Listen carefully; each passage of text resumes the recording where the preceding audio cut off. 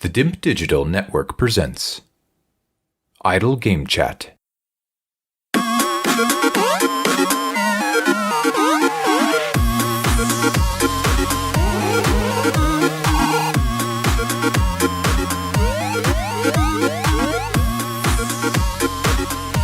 Hello, Apps here from the Dimp Digital Network, and welcome to Idle Game Chat and another edition of Games on the Grill, where we're going to give our impressions of several video games that are out in the market that you can play right now.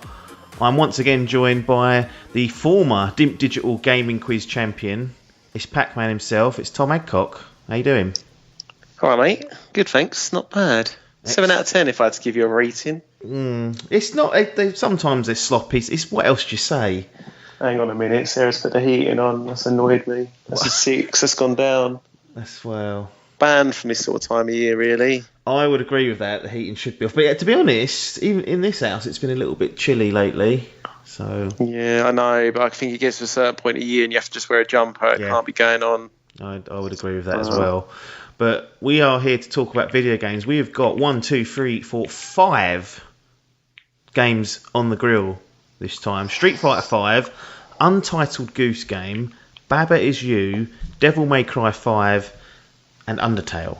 So let's see how we get on with these. Let's kick off with Street Fighter 5 because you have been a self-proclaimed sort of master of the Street Fighter series. Been playing it since you were a little nipper, although you was probably middle-aged by the time the first one came out. Like, what's sort of your little story with Street Fighter franchise, and how have you got back into Street Fighter 5 all these years after its initial release? Can I sort of take you back in time here, mate? The year was 1992. Yeah. Southend Seafront, sort of little curtain head Pac-Man, had a little hairstyle back then. Yeah. Walked in the arcade and there was a queue. There was a sort of gaggle of people around the new machine, shiny. Sort of walked over with my mouth sort of ajar. I used to always sort of look a bit gormless back then, much like now. It's pretty same as now, really. Yeah. Pac-Man. So there it was. Street Fighter 2. 8 fighters. Isn't it weird, just quickly, how it's always Street Fighter 2 when you ask people this question? It's never Street Fighter OG. Oh, shit, mate. Do you remember it? I used to have punch pads. Yeah. I guess it wasn't... Fucking dreadful. Well, I think some of the cabinets had the punch pads. Some had, like, traditional buttons. But the one thing that was... there on both was the game was fucking shit. They just really, really sort of sorted that game out in that second iteration. It's a massive upgrade. So I remember it back in the arcades, and it was like when I was at school, sort of 12, 13, it was like the absolute bee's knees. It was all anyone talked about. And when it sort of got a launch on Super Nintendo, I remember paying £60 UK back then to get an imported version, like from the US. And people don't know that when they were born these days, they complain about game prices going, they should be lower. And it's like, they were much higher back in the day. I know that's an import, but... No, you're right, mate. I distinctly remember a game. It was a standard game back in the NES days, like when I would buy them, $39.99 across the board. Some were $49.99. There's been no increase. It's gone down. Yeah. They want them cheaper. To be honest, I don't really understand it. I mean, I guess there is maybe a cap on these things, like with like how much entertainment you can get for them, but it is mental that they were that much then and they're the same price 35 years later. Yeah, craziness. Mental, mate. So I've kind of stuck with the series almost all the way through. I kind of dropped out around the sort of PlayStation 2 era when they were bringing out the Alpha. I don't know how familiar you are with these, but yeah, so like the Street Fighter Alpha games, I kind of missed those, and I missed Street Fighter 3 and jumped back on board on the 360 Street Fighter 4. Missed the mainline entry?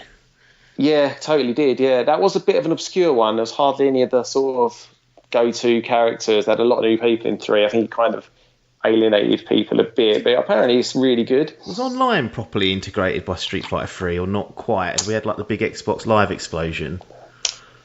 No, it would have been like, I think PlayStation 2 era. So had I guess some internet, but not like hardly anyone used it. Yeah, you wouldn't have been able to have a game Street Fighter on it. I think they had some of the there was like dial up.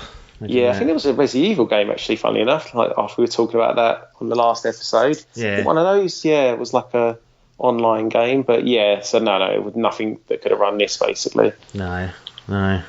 So Street Fighter 4 you got back involved with, and I remember you distinctly you actually had a little go at Street Fighter 4 trying to get in like the top 100,000, didn't you? You had like a little It's been one of my target. lifelong dreams, Joe, to sort of break into. I don't really know what the number is that would make me happy, but I think sort of maybe top. I mean, I don't know what's really plausible, but in my head, sort of top 10,000 maybe. I don't know. Christ.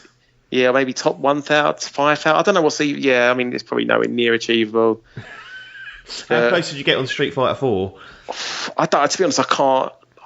That was easily. I mean, there's only been 2 chances: Street Fighter 4 and 5. I've done well on Street Fighter 4. I was pretty decent at that, but I can't honestly remember where I got. I remember when I was getting good, I was like, went on like a win streak of like 7, and I quickly dashed to go to the toilet, and I was so excited with my like win streak, I kind of wet myself a little bit, and then.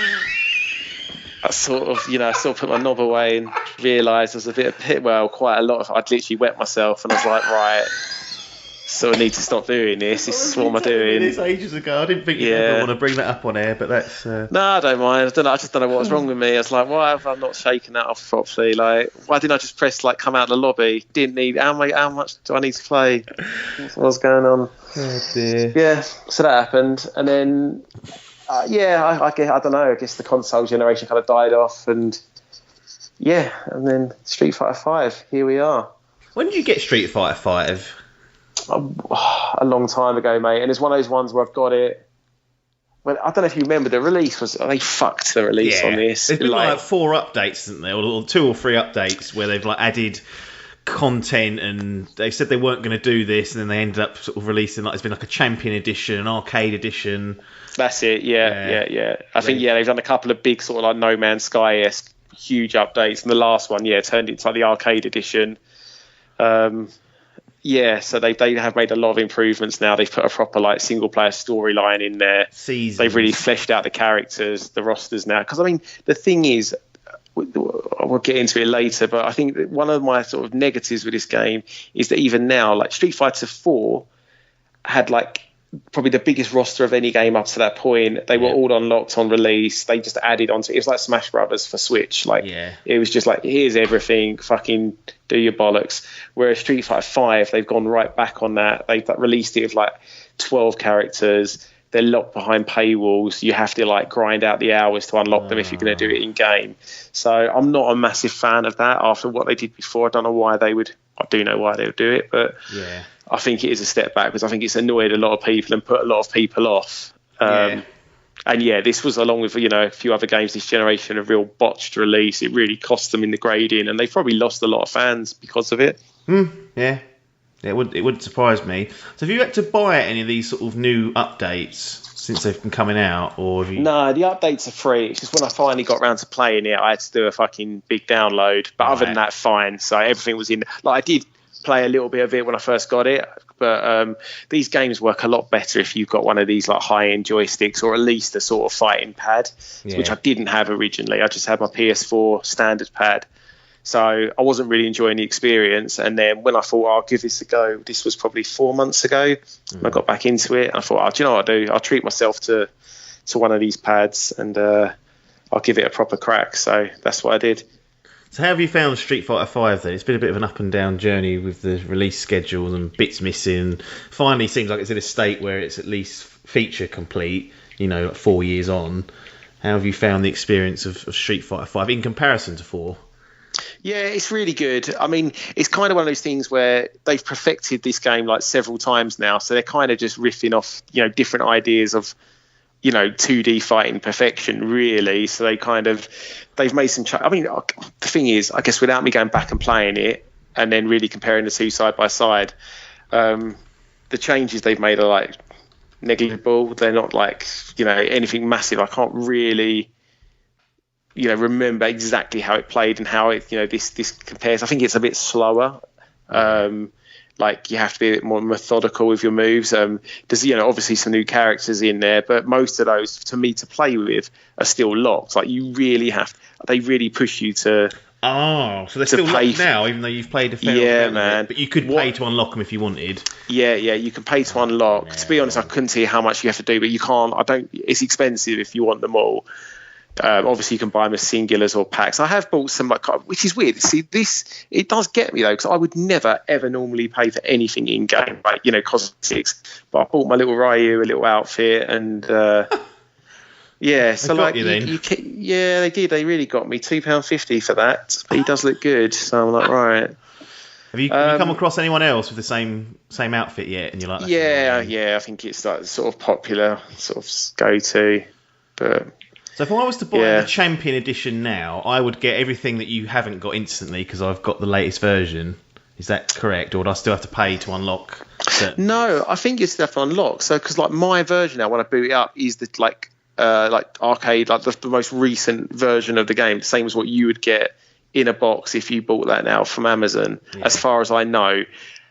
Because you're not, and all the characters behind the paywall, like there might be another 2 characters that are down for free, but you're probably still looking at a roster of like 16 when the full unlock is probably 40 characters.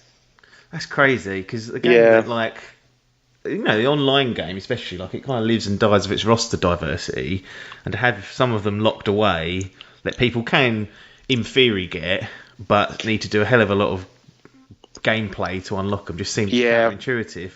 I think what they want to do is keep like the community really engaged. So like when you boot it up, it will tell you when the next, like they'll give you loads of dates when tournaments are being held and things, which is really good.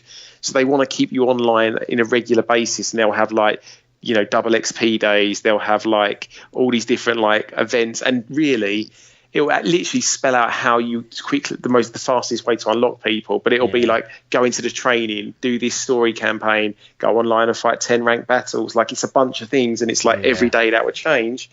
So they want you coming on time and time again. And you probably, if I could be bothered, go online and, there's probably a way to fast track it, the quickest route, and it probably wouldn't take that long.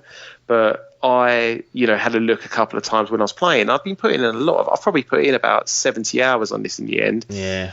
And I didn't really have enough like XP to unlock anything. A couple of cosmetic things, maybe like one character. Nice. And I was like, fucking hell. That's, admittedly all I'm doing is having ranked match after ranked match. But you just expect that sort of time put in. You'd be there and, unlocking left and right. But no, it's just not there. No. Have they done anything? Have they made any like major gameplay changes to like any specials or things like that you can remember from Street Fighter 4? Or is it pretty much the same DNA with, upgraded and balancing for characters and added a few new characters? Yeah, I mean, it's easy for me to say. Like, I mean, even though I've played this series a lot, like I said, it's been like probably, I don't know when was Street Fighter 4 Xbox 360 days? Probably 2011, 12. It's been probably the best part of 8 to 10 years since I've played it, so I'm probably not best placed to say, but it's definitely, like I said, slower. Obviously all the characters have got new moves, but I mean, if you're used to playing with Zangief plays the same way. Most of his core moves are still there, obviously 1 or 2 added. The balancing is a bit different and tweaked and whatever, but everyone, if you like a character, they're there, and it's pretty much by this point, if it ain't broke, don't fix it kind of thing. And it's all the same fucking knobs online playing it who bad mouth you. Honestly, you've got chat going then when you play it. Yeah, they always text me going, "You're fuck you and your mum," and you're like, right. It's like, I haven't seen that in ages, mate. Like, because obviously when people first went online back in like the PlayStation 3 and Xbox 360 days, you'd get a lot of those cunts around, and and I don't really deal with that anymore. I don't really play much online, so to go back to this and be like, Jesus, these people are still knocking about. Yeah. I remember that was the same on, when I used to play EA Sports UFC, you'd get the odd person that'd be like, fuck you, and you're like, well, you did beat me, but come on. Come on. Well, Street Fighter 5, it has had a rocky launch, and it's been out for 4 years now already. Yeah, it's unbelievable, mate. But to be fair, the problem is, I feel like the threshold, coming in from having not had a relationship with the series, is probably going to be too daunting. Even though you can pick it up pretty quick. I mean, it's easy for me to say that, so I don't really know. Maybe we should give it a go and see how you crack on. Get a hit on you, but well, I don't know. Sometimes you can get lucky. Sometimes an amateur will stitch up a professional.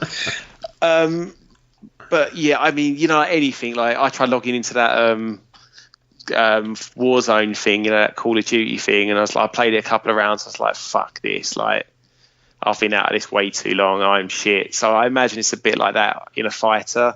Yeah. But when I jumped on, I picked it up pretty quick, and I think you start rank maybe like 500,000. I think somewhere around that way. And after like a month, I think I got myself into the top 30,000, maybe. I think I was hovering around 20 to 30,000, somewhere around there. And I got to a cap where I needed to relearn. I think I told you a couple of times, like that. I've got like 3 kind of go-to tactics. If they don't work, I'm sort of out of ideas, and I really needed to go back to the drawing board really and actually learn how to do this sort of higher level, which to be honest, it's one of those games I love putting it on, like, before bed, having like 5 fights, and then going to bed. But it's addictive, man. Like, if you win a few, you want to keep winning. Then you lose, you're like, right, I can't go to bed on a loss. So boot it up again and go in again. But I mean, there's not really much. I mean, I love these games, I really do, and it's just nice to have it back and have it in a fit state where it's playable. Yeah, it looks brilliant. It plays great. I'm a Ryu or Zangief. They're my characters, so they're both unlocked. So I'm happy. Yeah. You got a ton of stages. You've got loads of things to unlock if you can be bothered. You've got story mode. You've got ranked matches. You've got little mini tournaments. You've got like national tournaments you can enter. They have made this now like brilliant experience. It's just, why did we have to wait 2.5, 3 years to make that? Like how they've botched this so much. It should be straightforward, a fighting game. Like, out of all the different types of games that are out there, a fighting game, once you've got because I imagine the game's played well, it's just they just haven't had the content there. No, exactly that, mate. Yeah, I think like Smash is the way forward. I know that's not like a traditional fighting game as such, but what they've done the last couple of times, here's pretty much everything, and all we're going to do is tweak things and add more characters, like exactly what you want. But the game's all there. Your single player, there's your multiplayer, you're good to go. That's the way to do this, and there's no excuse really. I mean, Capcom, this is probably this must be their biggest franchise, like overall, I would have thought, or I don't know, but up there in it, it's got to be in it, and they're not shy of a penny or two. Like, you've got to be getting this right, really. Yeah, that is annoying. Have you ever been tempted by playing another fighting game, like a Tekken or Injustice has come along lately? Yeah, there's some ones. Yeah, even the Mortal Kombat's look good, didn't they? Again, not. Do you know what? I've been tempted. I've just never actually bit the bullet and done it. Like even these see, like the Cross Alliance ones. I mean, it's a bit cheap because it's like Street Fighter versus whatever it is. I think it's Marvel now. I forget whatever they're doing nowadays. Like, they always look pretty good, and it's a bit more watered down. So yeah, I mean, and back in the day, I definitely did dabble with a bunch of the other ones. Mortal Kombat, Killer Instinct. I think there was a Turtles Tournament Fighters or something, and they were all right. They just weren't ever. You have your baby, and that's the one you like. I mean, I'm not going to. Anyone who tells me one of the others is better wouldn't argue with it, but this is just my go-to. And yeah, exactly. Got to have that main boy there. So I'm going to read off a little description. So I was thinking, what if I wanted to get Street Fighter 5? So I've got Street Fighter 5 Champion Edition, $24.99, 25 UK pounds, basically. Description: since its release in 2016, Street Fighter V has seen a wide variety of new characters, costumes, stages and other add-on content released. Now you can own the entire collection with Street Fighter V Champion Edition. This edition includes Street Fighter V and all 2,000 plus pieces of add-on content released for the game.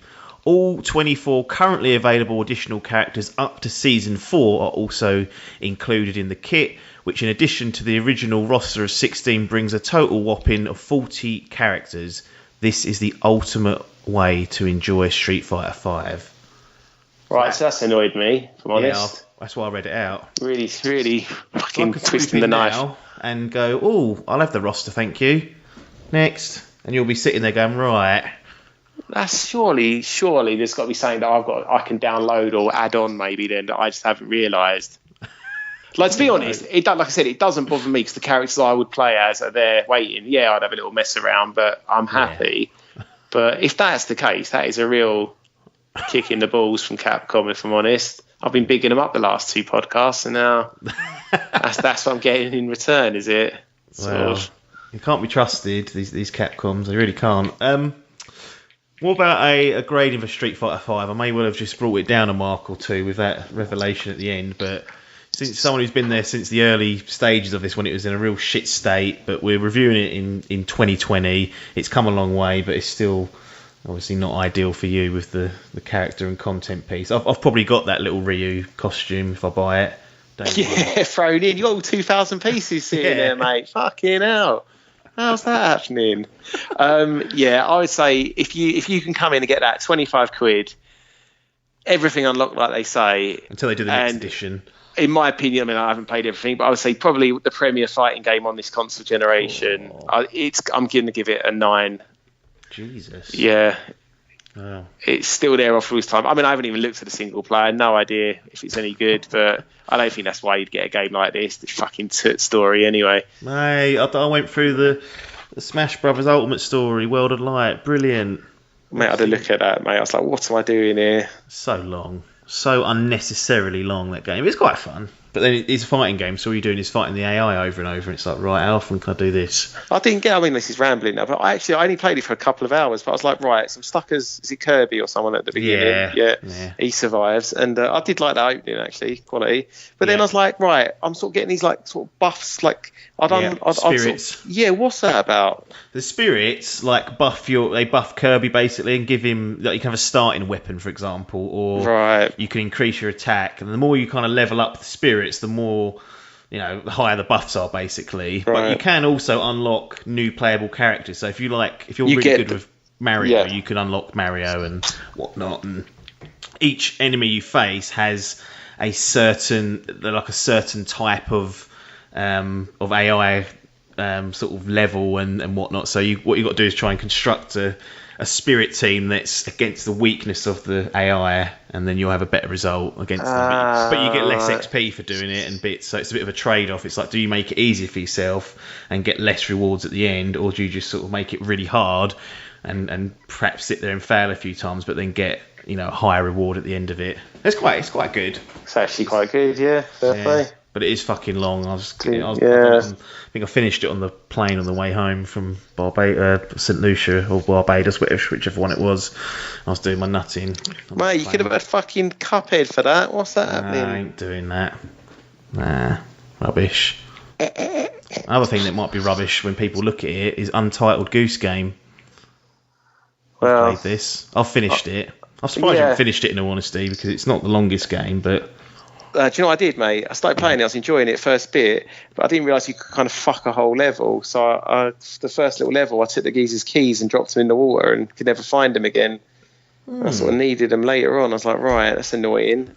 That's weird. Well, yeah. I imagine there's a fail-safe there, but maybe there's not. Well, I kept resetting, but it was only resetting me back to where, like, the water... Basically, I think I could have just swam around the pond and found them, but it was annoying me, so I was like, right, I'll come back to this, and I haven't yet. But anyway, it's your review, so you tell me about it. Yeah, it is good.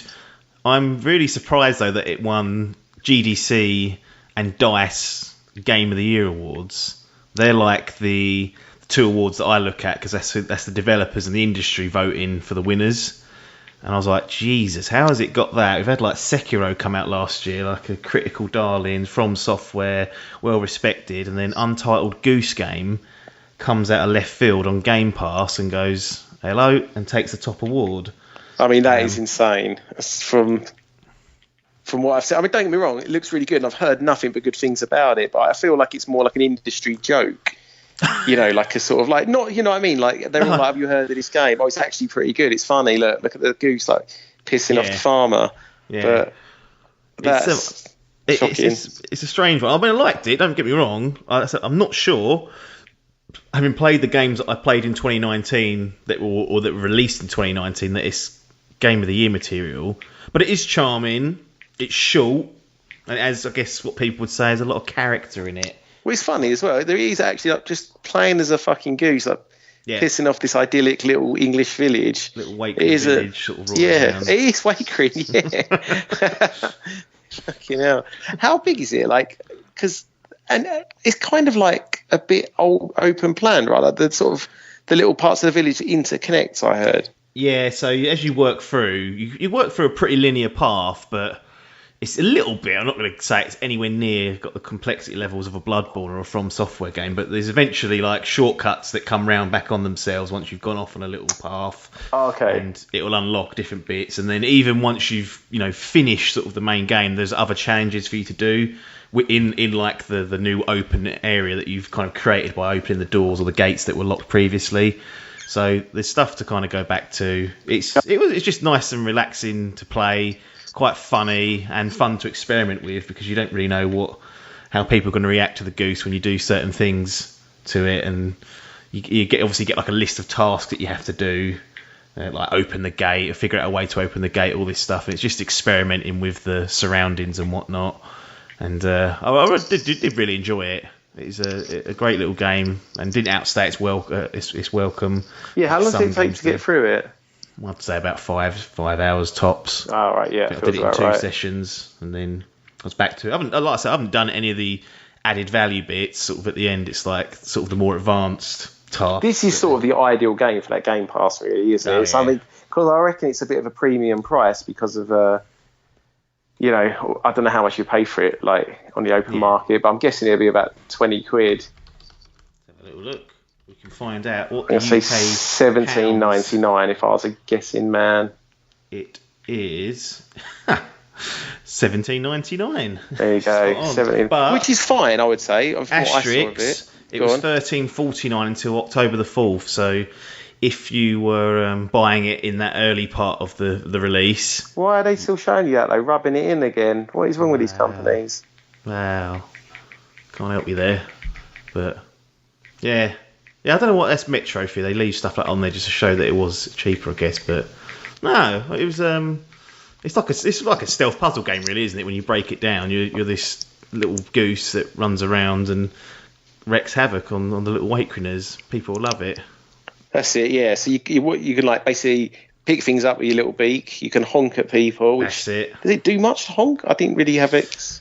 You can there's like some people that don't are sort of scared of the goose, so you can like almost like box them into a corner or box them into a certain item or shed or whatever, and then give you the heads up and give you a little bit of a starting place on them. So yeah, you can pick things up, honk. You can like flap your wings, and I think the only thing that I got majorly sort of not majorly annoyed, but the thing that when I was playing it made it more difficult than I felt it should was the camera was a little bit funky sometimes, and it is just like a sort of isometrical camera, but you can't always tell where you are in comparison to like some of the objects. Sometimes I bumped into things and I was like, I thought I'd cleared that. Right. But torturing these little AI characters, like nicking the bloke's radio and running off and then dropping it in the water, just pissing him off. It's fun just to do things like that and try and piss these prats off. They've probably been slaughtering the goose, so they deserve it in my view. It's a sort of story I've made up in my head. Mate, he's terrorising that village. They're just trying to go about their lives. Fucking they're horrible. Mean-spirited goose coming round ruining their lives. But yeah, I mean, like I said, I'm definitely going to go back and finish it, especially now I know it's only that length of time. That's perfect for me. But yeah, all right. So anything else to say, or do you want to give it a grading? No, I'll grade it. I'll give it a solid 8 out of 10, I think. Nice. Yeah, feels about right. I'm up for that sort of level. Nice little number that was, and an enjoyable experience. If you've not played it and you've got Game Pass, like just get it and play it. It's worthwhile just playing through, or at least trying it to see if you connect with it. But that's it. Untitled Goose Game doesn't quite get the Game of the Year awards that it's been getting, but still decent, worth a playthrough. Baba Is You.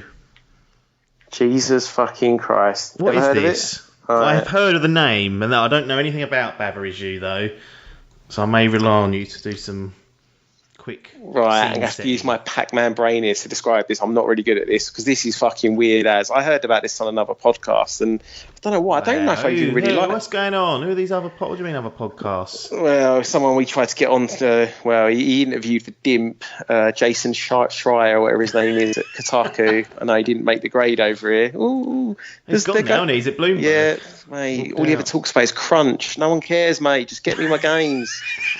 Full industry struggling, is it? They're all home now. Exactly. Literally like creaming it with that. Yeah, go and write your little articles, mate. Anyway, yeah, I was listening to their podcast and they were raving about this game. And I to be honest, I don't know how much I like puzzle games, so not sure why I went for it. But it's on Switch. I don't know if it's on anything else. It might be on PC, but it's one of those games that's perfect for Switch. Yeah. So, right, Bubba is you. How to explain this game? So basically, you are Bubba. You can get it on PC. You can get it on PC. Okay. Yeah. So Bubba, terrible graphics. I wouldn't even say it's 8-bit, and it's single screen puzzles, and it looks like Undertale. That's what Undertale looks like. Yeah. Like a real throwback to like top down.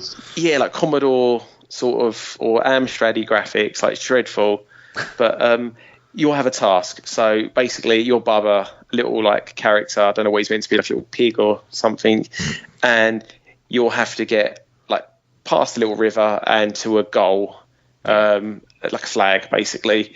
But then what you can do is so it will tell you the rules of the level. Like there might be one.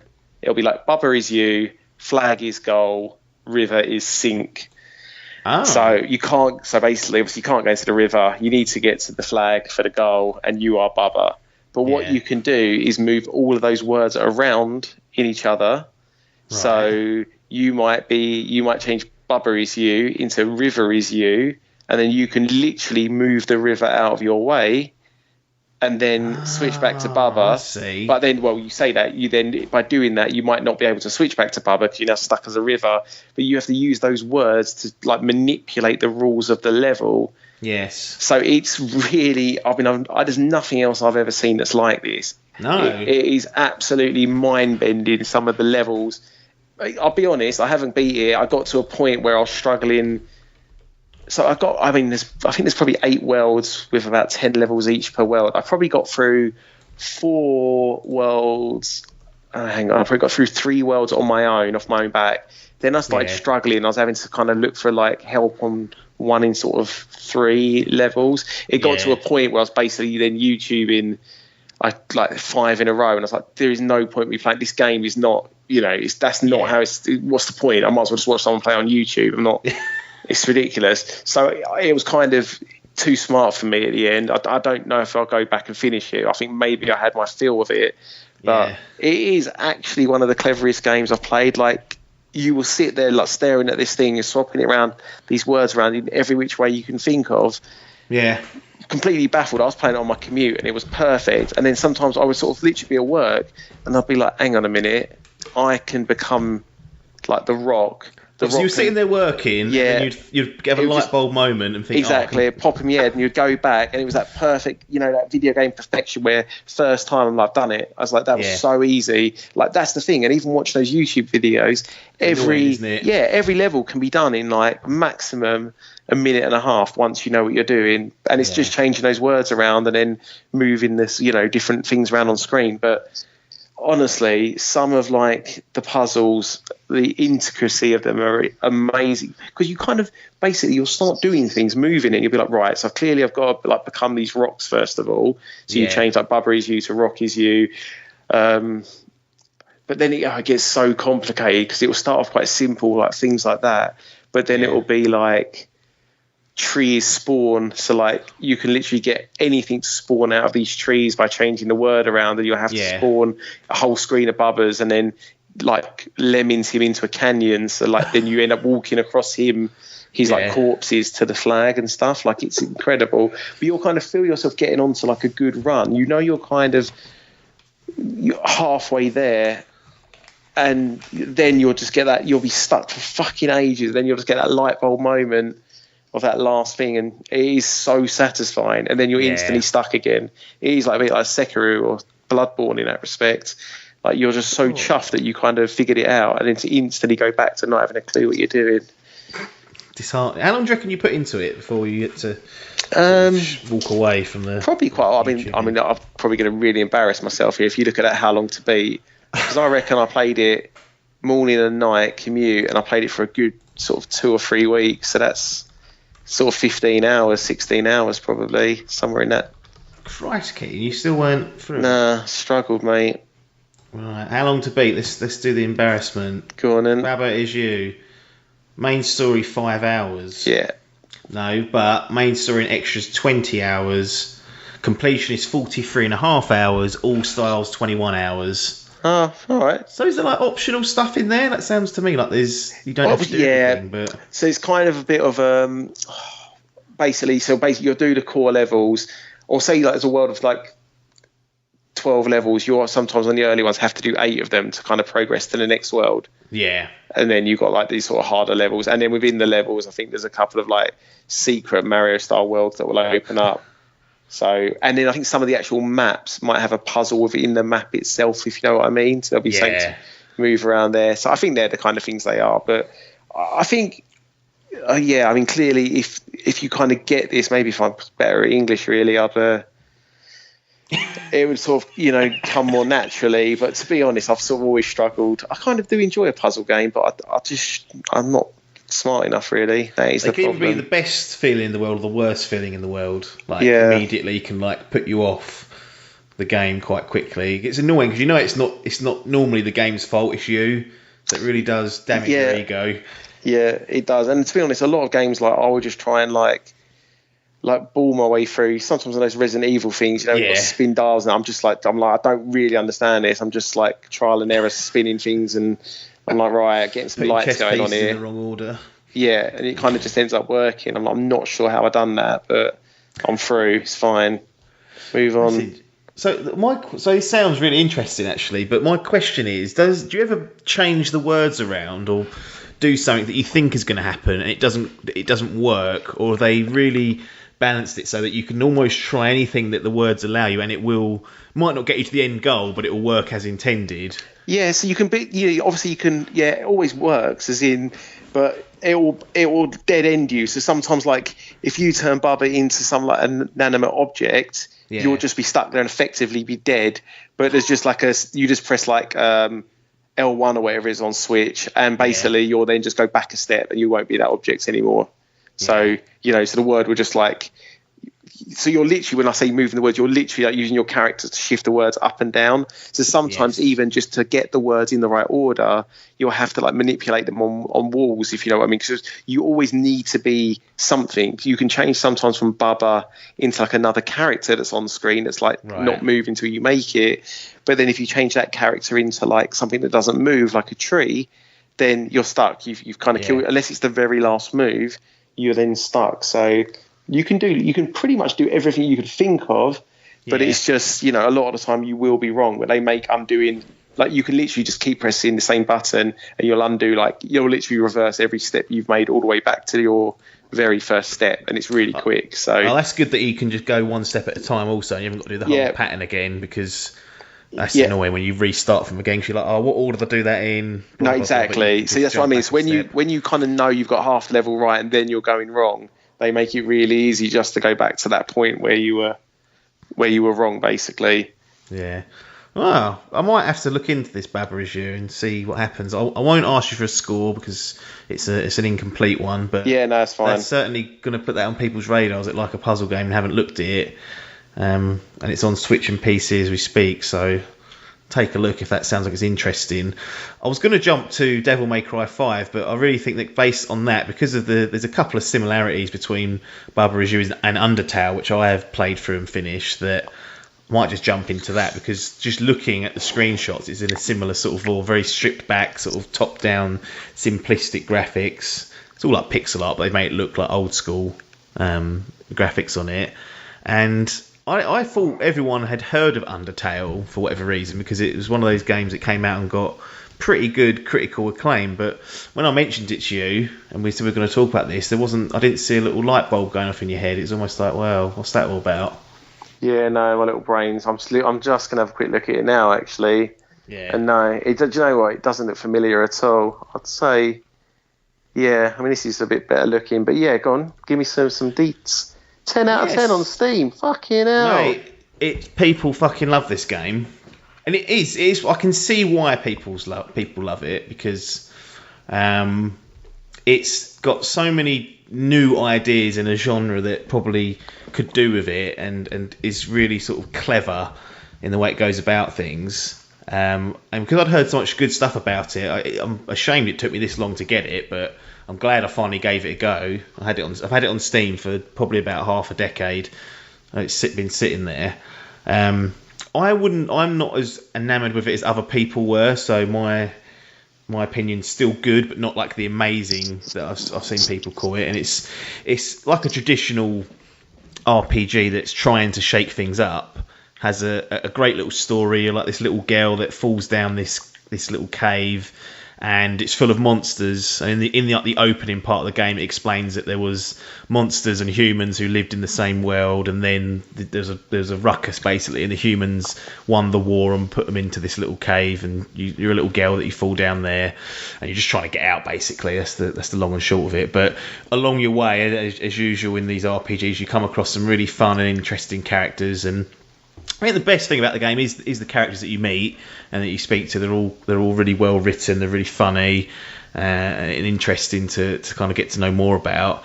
But they also mix things up in the combat world. So you can actually play the game without killing anyone. That's like one of the big sort of taglines. You don't have to kill anyone to progress in this game. But hang on, so is the combat like turn-based or?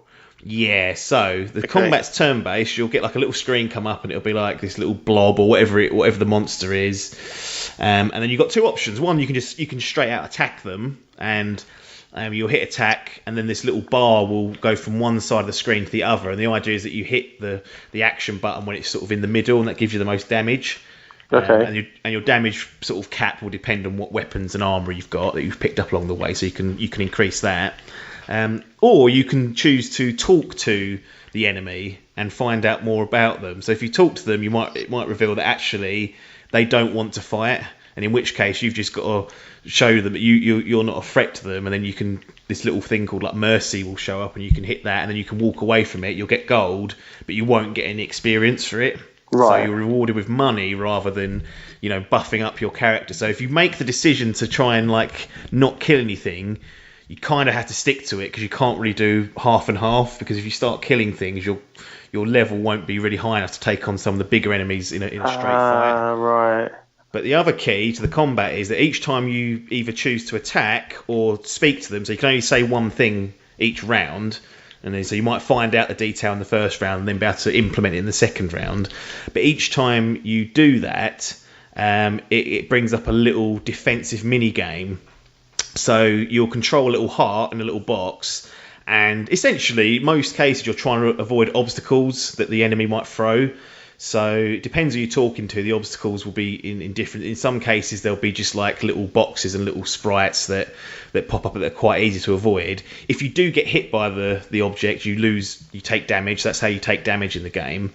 But some of them get really complicated. They're like a good 12 seconds of like bullet hell, where you're trying to like avoid all these different bouncing off objects in the little box to try and keep your health up and go. So it's a game where you can not take any damage if you're good enough at those sort of bullet hell ones, and you don't strictly rely on like a roll of a dice in terms of what damage you do take and what damage you give out. It's a little bit skill based to it, which is an interesting take, because historically the RPGs that I've played that are turn based, it's like use X spell, and there might be a little bit of like background kind of like dice rolling if you get like a critical or whatnot. Right. This is a lot more about timing and actually being able to sort of move and avoid things. So it's really good, to be honest. Hang on, but going back though, so if I go down the route of trying to be like a pacifist, yeah, and avoid the first like bunch of enemies, basically, if I start going down the talking route, is there a way, like by doing the right thing, to talk your way out of every single fight, or will some people just attack you regardless of? No, you can avoid. I think you can avoid every fight in the game, right? Because but it's just that you might have to talk and go through like 5 rounds of talking back and forth with them. Got ya. And in some situations, you've got more than one enemy, and you've got to talk them both down. Some will always want to fight you, and you think, oh, there's no way of talking them down. But if you use the right combination of talking, and also sometimes in the defense game there'll be like a little item that might pop up, and if you get that, they might go like, oh, skilled warrior, you're obviously very good at this, and out of respect they won't want to carry on fighting you. Oh, the only thing I would say is that all the characters in it are really cool, like the ones you actually get to speak to. The enemies that you actually fight are a little bit uninspired. They're just like weird, like blobs of shit and weird-looking monsters. Right. And it has that classic, like you're walking around trying to go from point A to point B, and random battle. I hate that. Yeah. And you come out of it, random battle, and you come out of it, random battle, and you're like, ah. It's frustrating when you're like low on health and stuff. You're like, I don't need this right now, because just as well as like navigating in the world and combat and talking to people and whatnot, there's a lot of puzzle solving as well. So you might have to go through like 3 screens just to unlock a door that was 2 screens back, and during that time you might face like 2 enemies on each screen. So sometimes that can get a little bit annoying. If you're trying to like farm gold or experience, I suppose it's a good thing because you're never running out of enemies. Yeah. But when you're not really interested in doing that, it is a bit of a, sort of drags it down a little bit. But really like cool music, really cool characters to bump into. I'm tempted to go back and do another run, like as a completely different, on this one I've done my best not to kill anyone, so I want to do one where I actually just forcefully go out there and murder everything to like buff the character and see how that is. Yeah. And it will change the story and ending and whatnot. So there's a few endings and whatnot people can work towards, but really clever in some stages. Still has some sort of hangovers from classic RPG play, but much like Bad Reviews, like a really interesting take on an old genre, and has some unique ideas that in general work quite well. Nice. Okay. Give me a grading, I guess. I'm going to give it a solid 8 out of 10. Nice. How long is it? 12 hours? That's pretty good. That's not bad. Yeah, it's not too terrible. And that was like me flapping around as well, like the first run through. If you want to do it again, once you understand like the puzzles, you'll probably... Oh yeah, you're going to take a quarter. Well, yeah, a third off that or whatever, maybe. Or yeah, but then you have people saying, "Well, you've got to get all 12 endings to it until you've completely done it." I'm like, nah. Is there one that's considered the proper ending, or are they just different? There's not really. There kind of is and isn't. Like, you can. It's not something that I'm interested in. It's like that Bloodborne.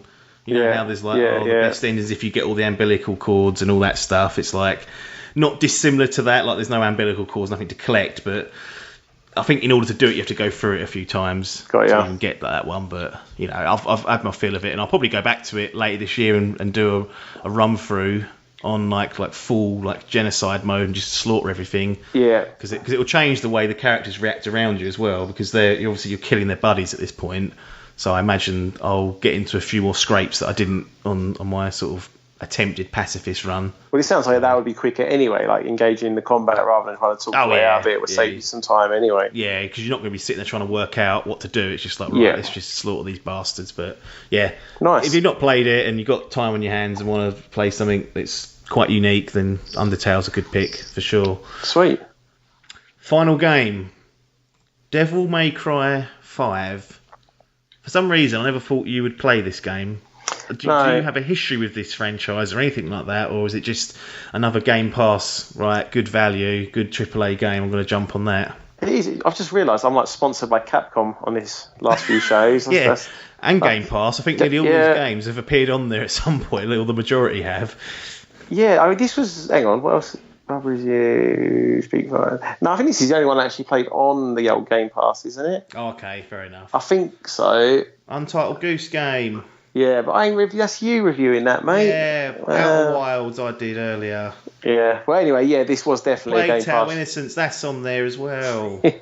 This is definitely a Game Pass jobby for me. It was there, and I wouldn't have played it otherwise. I mean, I love Capcom actually, but this is a series that has pretty much passed me by. I think I played Devil May Cry 2, perhaps, PlayStation 1, but I definitely didn't get more than like a few hours in and binned it. But I played Bayonetta a few years ago and I quite enjoyed it. And I know these, kind of are like cousins, like in terms of combat, gameplay, ridiculous story. So I was like, fuck it, sitting there, got nothing else to play. I'm going to give it a whirl. And that's what I did.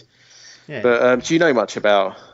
No, this is a franchise that's passed me by, to be honest. It's more of a an Adkins type game. He's played them all and loved them, but I haven't. I've got it downloaded on the Xbox through Game Pass, but I've not sat down to play it because I was like, one, and maybe you can answer this question: is it going to be difficult jumping on number 5, not played 1 to 4, and then 2, hack and slash, fighting, action? Am I gonna enjoy it? But I guess from a story perspective, was it easy to sort of pick up what was going on, or did you not even try and understand what was going on? Because they sound like they're weird enough as it is. Yeah, I mean, I would say you can jump in anywhere. In that, it was pretty easy to know where everyone sort of stood, character-wise. Yeah. But obviously, I just didn't know the relationships between the characters, and when there was a big reveal that's one character was actually someone else, meant nothing to me. I mean, yeah. So things, it's not confusing as such, but you're obviously not going to get the full experience out of it, of course. Like there is, your 4 games plus spin-offs. In terms of gameplay, it's one of those things that I put it on like the medium. I can't remember how many difficulties there were. I feel like I played it on the medium one. Yeah. And it was super easy, if I'm honest. Like I don't think that. I mean, I think maybe the hard one is very difficult, perhaps, but I think I only died a handful of times. But the point on these games is, a bit like what's that game with the fucking banana that talks to you? My friend Pedro. Oh yeah. I started playing that actually on Game Pass, and it reminded me a bit of that, in that you can sort of fudge your way through the fights and things. Yeah. And you're completely serviceable. You'll do the damage, you'll win the fight, and you'll get to the next level. But when you sort of see someone doing this how it's meant to be done, getting those S ranks, you get graded, don't you? At the end of each level, so it'll tell you if you're doing exactly job. Yeah. So if you can string the combos, it's really like combo heavy. So you've got a gun, you can use like special like demon powers, you can like fight in a traditional sense, and then you've really got to string all of that together to give like the most like amazing like fighting combos, whatever. And that's really what the game's designed around. Like it's that replayability is trying to clear the levels in the the best possible way the game wants you to do, and that's what your real goal is. So I just went in there as a casual and just fucked around and got through it, and that was fine for me, especially because it was Game Pass, and totally enjoyed it. It's so over the top. It's every fucking character is like pretty and tattooed up, and talk load of bollocks, and still like literally chewing through the scenery and whatnot. The little cutscenes it's all in that RE engine, so it looks fucking brilliant. And they're so good, that engine. And mate, they're like fucking picking up motorbikes and throwing them at each other and ducking underneath buildings like with an inch to go, and all that kind of crazy Japanese bollocks. But it's super fun. It doesn't take itself seriously at all. The storyline is all over the place. I mean, basically the hell's kind of, or a demon is trying to take over the earth, and you're then fighting it. But I think you're like demon hunters essentially. I think this is like their job. Yeah. Adkins would have to confirm these facts, but you've got a choice. So basically the levels, I'll give you a little bit of structure. So you play as one of 3 characters. Sometimes the computer forces you to choose a character. Sometimes you get a choice. So you've got that replayability as well. There's also a weird like online mechanic where you play through a level, you'll see the other character in your party, and then you'll split, and then basically that is somebody else online playing, and there'll be like bits in the level where you will see them like below you or above you or next to you also fighting, and then you get to grade each other. Are they actually like helping you? You just see like they're spectred or that they're phantom? So like no, it's like say you're on 2 different buildings. So I'll be on building A, and then over on building B. Like as I'm fighting, I can see them fighting a load more demons. So you're not really helping at all. No, it's just they're they've just put 2 unique players together on that same part of the game. It's really clever actually, and a nice little twist. I don't think you can't do it multiplayer or anything. It's literally just as far as they like randoms like. Yeah, just it's kind of a fun little thing. I mean, I don't know if you've got any other questions, really. I mean, I'm assuming most people know what Devil May Cry kind of is on a high level. It's because there are 3 characters. Like, is it difficult to swap between 3 of them? And like, not because you mentioned earlier, you sort of ball your way through a lot of games. Like, is it difficult to switch between like? I don't know, Dante, and then go to V with all the different like mechanics and weapons and styles that they use. And I know I can't remember the third one. Is it Nero? Yeah, that's it. Yeah. And to be honest, they are actually really different. So I'm going to forget names now. And obviously, I know Dante is. So V or Nero, the guy with like the sort of pale guy with all the black tattoos. Is that Nero? The one that can summon. Yeah, exactly that. So he doesn't really do anything. He's got 3 like spirit animals or whatever that do all his fighting for him. So that's very different to like Dante, who likes to get up personal with that huge fucking sword, motorbike, demon form, and whatever. And then the other guy, so I'm going to confuse these names now, Nero or whatever. He's got like this one bionic arm who. So every level you can buy upgrades for that, and that will like fire out missiles. So they've actually done a really good job of making the 3 characters really different to fight with. Yeah. But because of the style of fighting, you can just like, especially on the level I played it, button mashing works absolutely fine, generally speaking. As long as you sort of evade every now and again, you're going to be all right. And then there's bosses that... the only time I ever died was that like you got one reoccurring boss essentially. And Nemesis.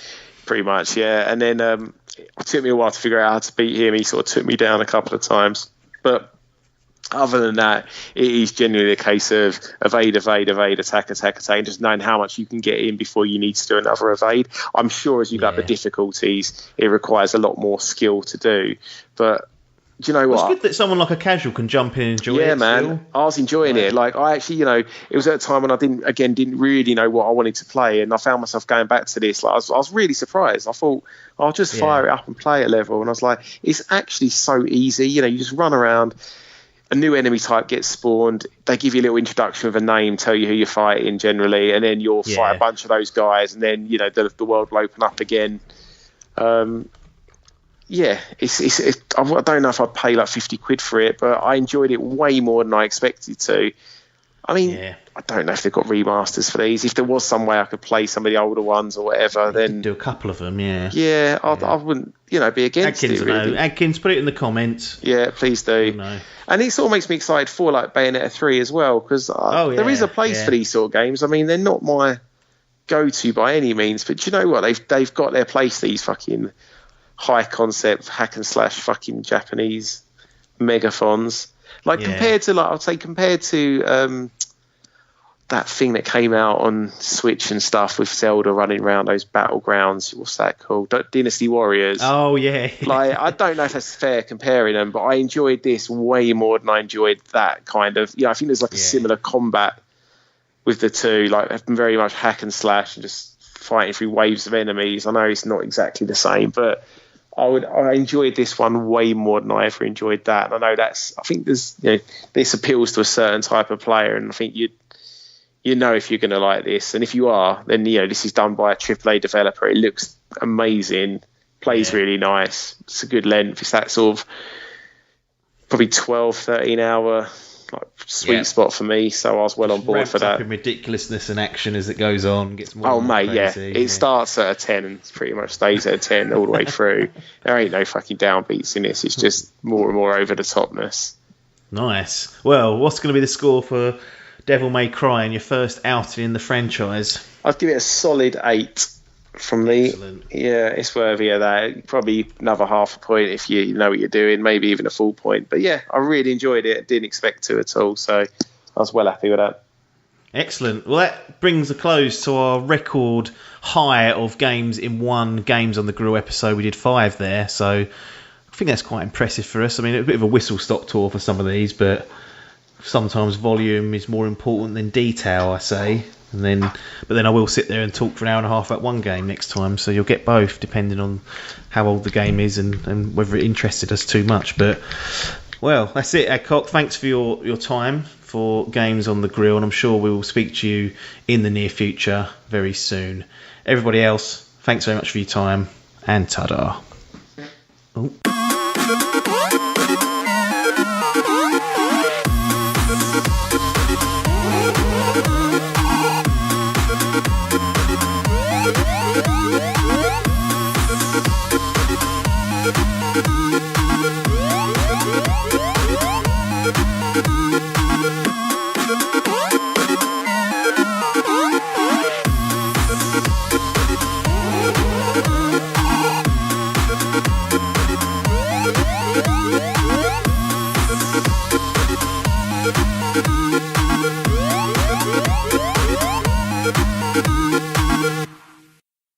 This was a Dimp Digital production.